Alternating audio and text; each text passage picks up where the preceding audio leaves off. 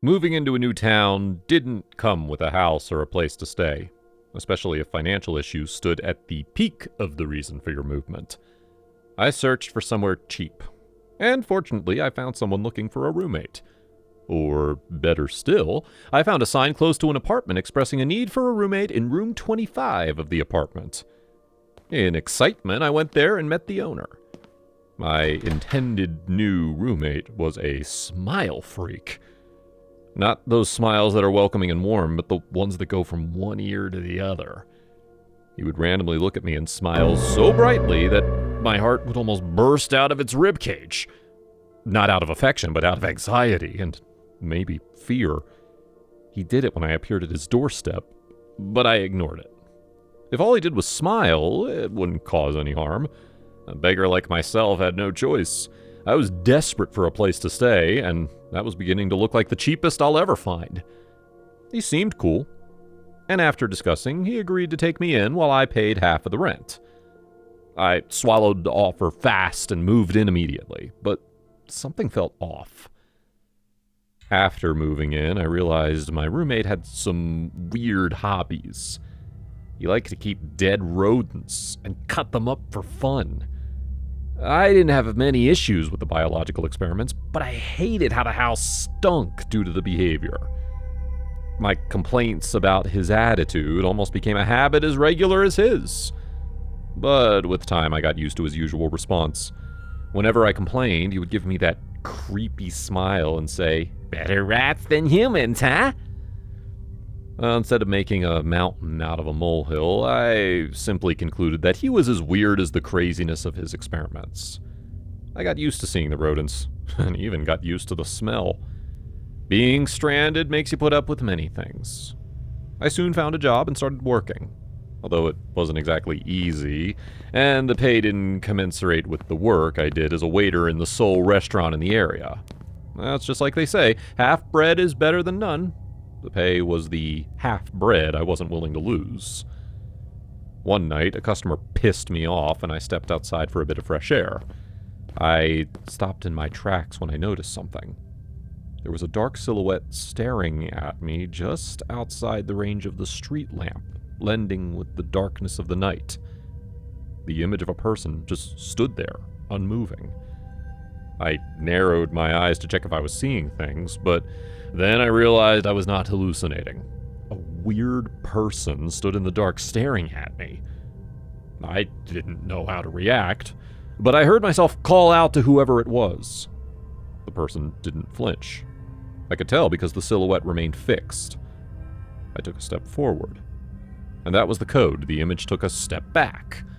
I took another, and every time I took a step forward, the image would take a step backward. And if I took two, the image took two, too.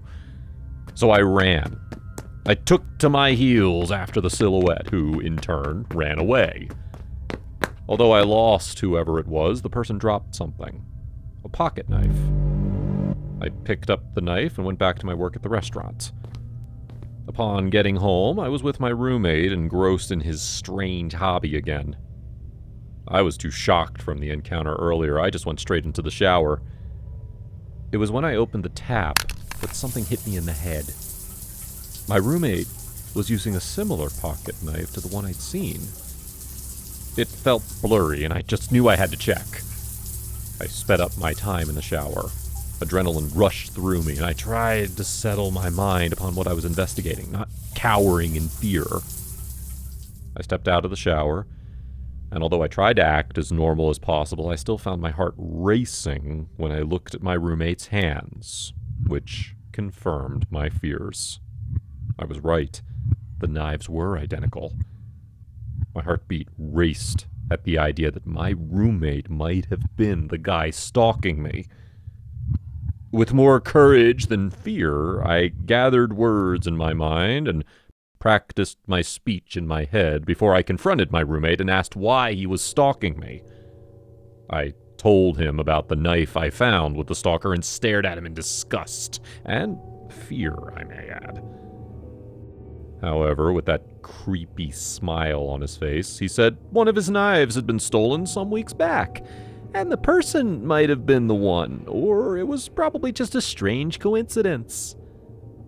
The excuse made no sense to me, but what could I do? I made a resolve in my heart to save some money as soon as I could, rent another apartment, and move out. But I knew that wouldn't be happening too soon, so I also made the resolve to stay vigilant. Surprisingly, the same thing happened at work the next day, and the next, and the next, and each time I was never able to catch the stalker. After a while, I got tired of the rat race and stopped chasing. A few days later, one weekend while at home, I decided to have a movie night by myself since my roommate had traveled the day before to see his family in another town. As I was enjoying the movie with only the light from the screen barely lighting up the room, I heard the growling of my stomach and decided to cook dinner. As I stood up, I saw in the corner, blending with the darkness, the silhouette of a person. I jumped in fright because I could never be sure that I locked the door before settling in for the movie.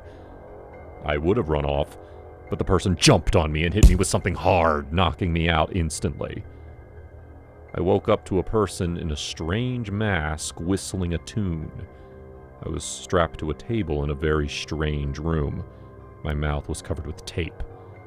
As for the whistling masked man, he walked over to me and took off his mask. I was shocked to see that familiar, creepy smile. I always knew my roommate was crazy, but I never thought it was from the psychopathic angle. Those encounters with that stalker, I had long concluded that it was just a silly prank by my roommate. But this time I was sure it wasn't a prank. As my roommate picked up a pocket knife and started to cut into my stomach, he slowly whispered, "Better human than rats. Yes." Crazy thoughts ran through my head. And that's when I thought about it. It was the same with the rodents. They were all operated on while they still had life in them. With the small amount of energy left in me, I grabbed an injection from the side table and launched it into my roommate's body. I didn't know what it was, but he passed out. And after I regained some strength, I ran away. Not just from my crazy roommate, but also from that creepy neighborhood.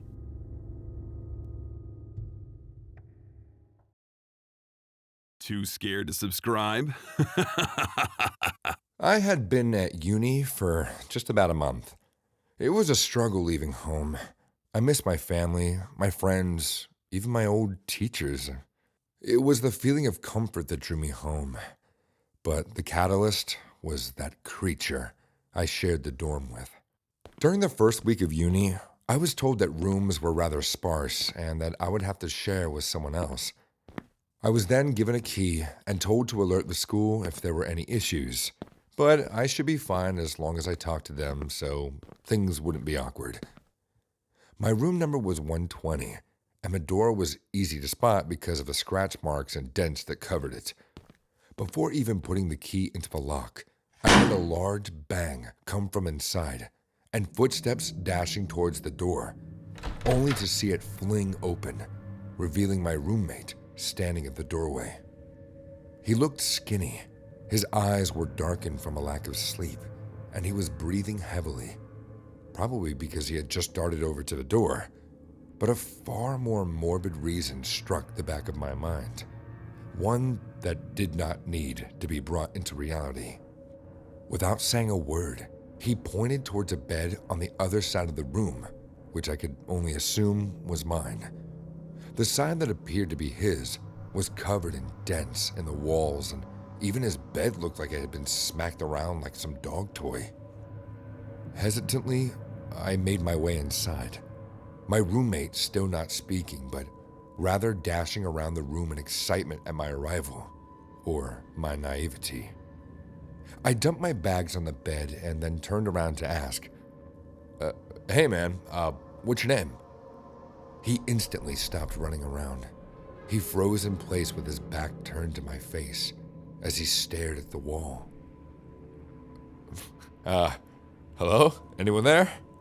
I chuckled nervously, but he remained still, while still keeping his eyes locked on the wall in front of him. "No," he spoke.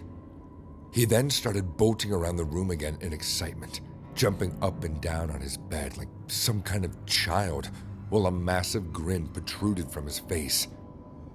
That incident alone should have been enough to tell me that I was not safe being in this room.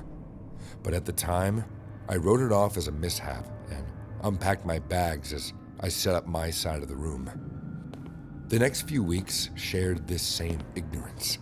I would come in at the end of the day, and my roommate would fling the door open and then run around the room like some kind of excited dog. But the second I spoke or tried to ask him something, he would freeze with his back facing me, staring at the wall until the moment passed.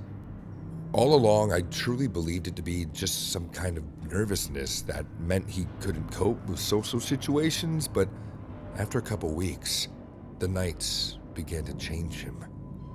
One particular evening left me unable to sleep for the rest of the month, my roommate being the cause. It was around 11 p.m. Both me and my roommate, who I still didn't know the name of, were in our beds. Me on my phone, and my roommate just staring at the ceiling.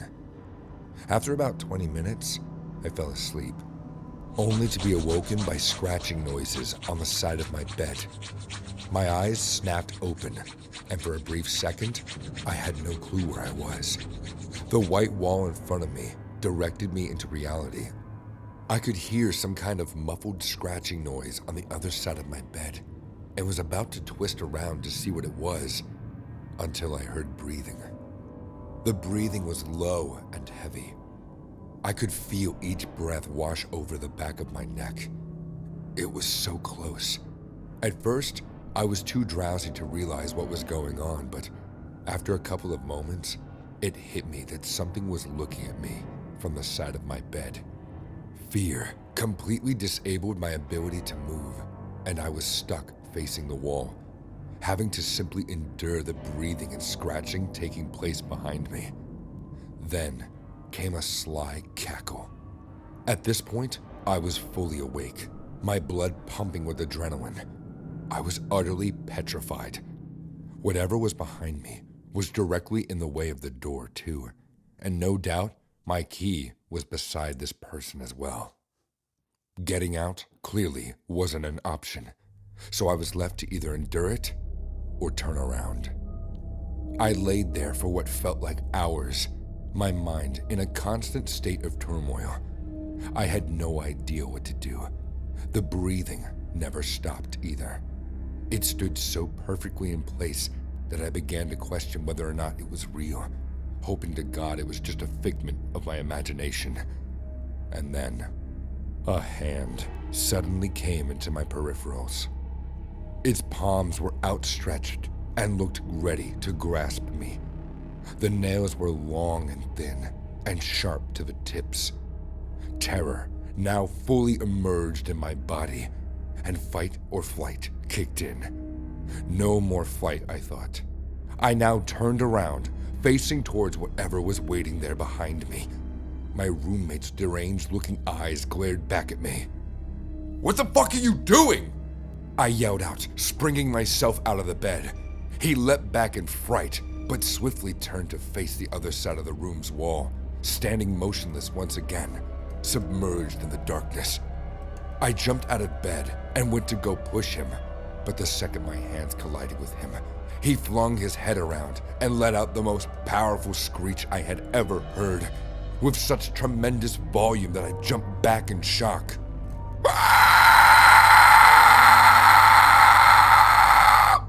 His screech had opened his mouth so wide that I was able to see each individual tooth he had in his mouth. They had all been sharpened. I quickly stormed out immediately after that, leaving all my belongings behind.